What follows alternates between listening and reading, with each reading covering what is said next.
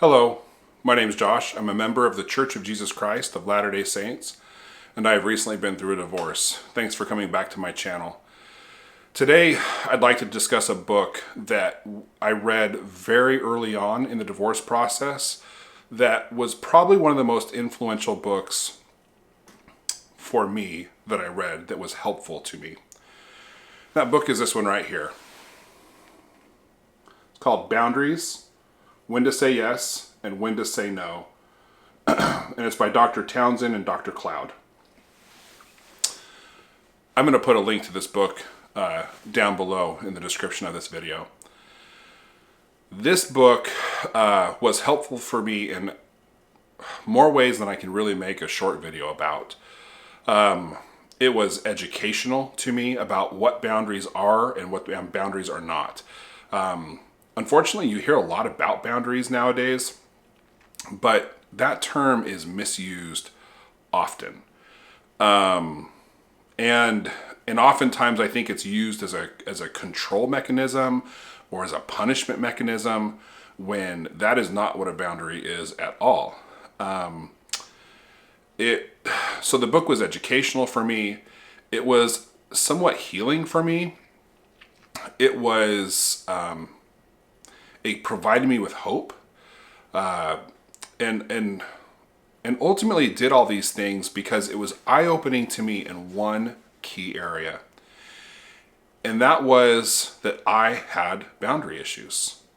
Now, they were not in any way I even thought I had a boundary issue, but I sure did.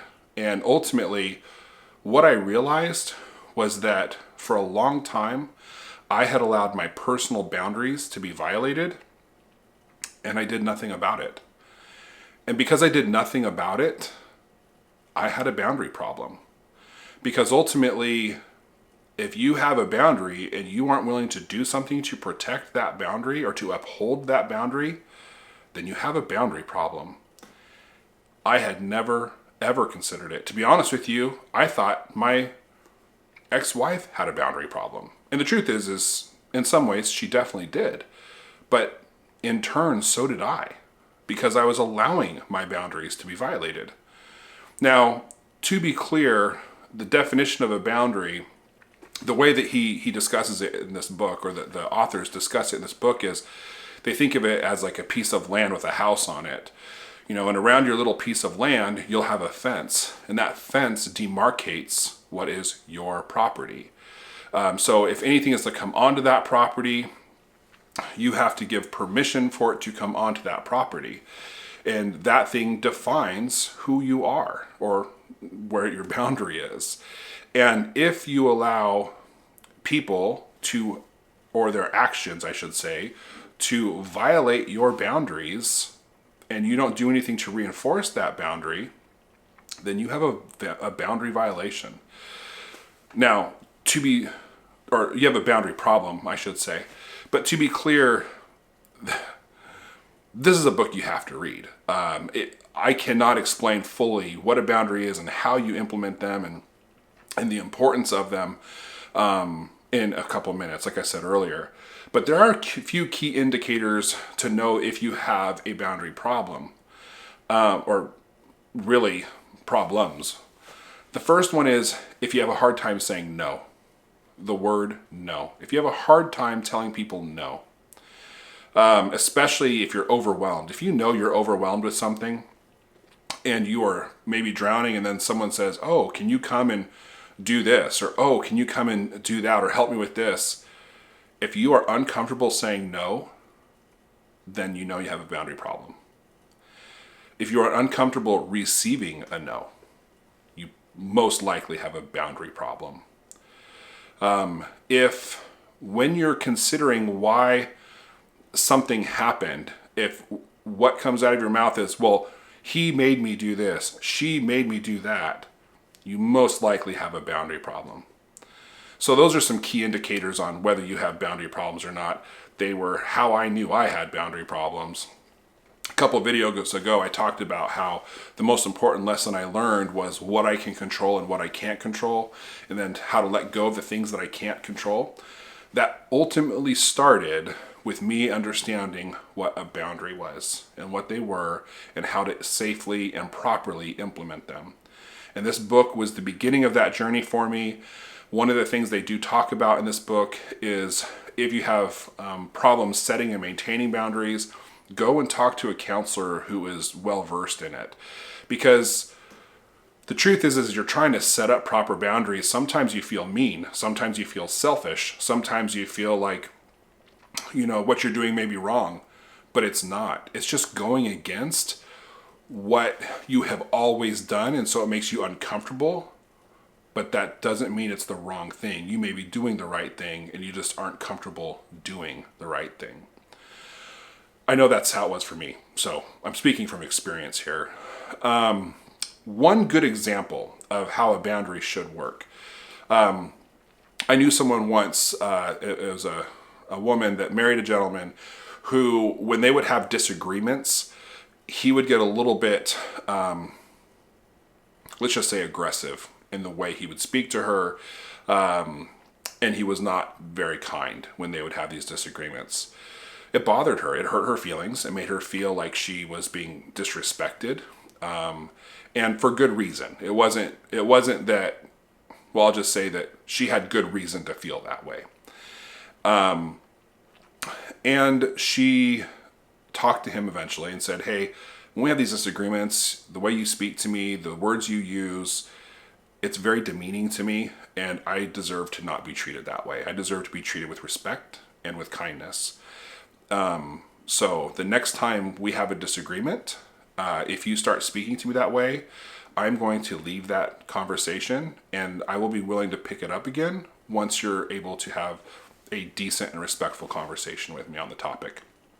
And to be clear, she wasn't telling him we can never have a disagreement again, because she, obviously, if you're married, you're going to have disagreements. That's just part of the game. But she knew also that she didn't deserve to be treated disrespectfully. She knew that she wasn't treating him disrespectfully, and it was okay for her to expect to be treated with respect. And so that was the boundary she put up. And the next time they had a disagreement and he got a little too aggressive with what he was saying, she looked at him and said pointedly, I'm leaving this conversation now. I'm going into the bedroom. You're welcome to come in there once you're willing to have a decent and respectful conversation with me. It kind of snapped him into reality. Frankly, he had kind of gone into a default mode, partially because of his upbringing on that's how you argued. But he realized, whoa, I can't speak to her that way. I do love her. There's a better way here. And it was a game changer for them, because she upheld a good, proper boundary, and it really ended up being a beautiful thing for them. Now, maintaining and building boundaries isn't always that easy, isn't always that fun. It doesn't always work that smoothly in the beginning. But learning boundaries is a critically important, I think, thing in our life. One thing that I really enjoy about this book is they come at everything from a biblical perspective. The authors are Christian, and so their description of things isn't just wildly out there, but they show in very clear terms how the Savior himself imposed boundaries for himself, and how he expected others to respect his boundaries, and he called people on it when they weren't respecting his boundaries. That was a very important thing.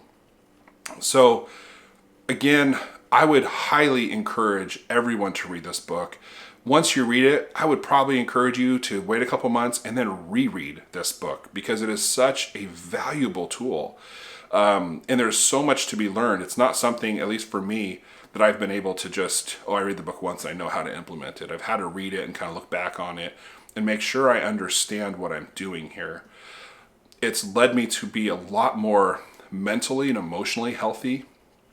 I would even say physically too, but ultimately mentally and emotionally healthy, even spiritually healthy. So as you're struggling, especially early part of the divorce, you're trying to figure things out and trying to figure out maybe what went wrong, what you did wrong, what you didn't wrong. And sometimes you have no idea. I would start with this book because it is so insightful. And you'll start seeing mistakes that, like for me, I was seeing mistakes that I've been making in my marriage for a very long time that I thought were mistakes my ex was making. And truthfully, she was. But ultimately, I was allowing it in my life. I was allowing my boundaries to be violated. Therefore, I had the problem. And when it comes down to control, I can control me. I can't control anyone else. So it was up to me to enforce my own boundaries. And again, boundaries aren't something that are meant to be a punishment to someone else. A boundary can't force someone else to do something. A boundary is just saying, I'm going to protect my ground, and I have to do what is prudent and what is justifiable to protect my own ground, my own sanity, my own mental and emotional health.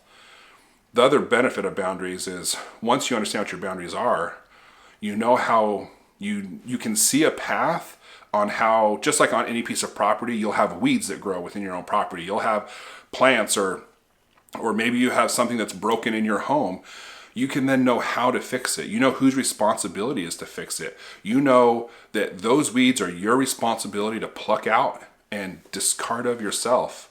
And you know what? You can't throw those weeds onto your neighbor's property because then you're violating their boundary. And that's such a trick to this whole thing. And once you read the book a couple times, you kind of get it. I'm probably going to read it again a third time, frankly. But again, if you're going through the divorce process, I highly, highly encourage you to read this book. Thanks. My name is Josh, and I'm a member of the Church of Jesus Christ of Latter-day Saints. This channel is not endorsed by the church. My thoughts are my own. I'm not a counselor. I'm not a therapist. I've just been through a divorce. I've learned a few lessons. I've got a lot more left to go. Thanks for coming to my channel.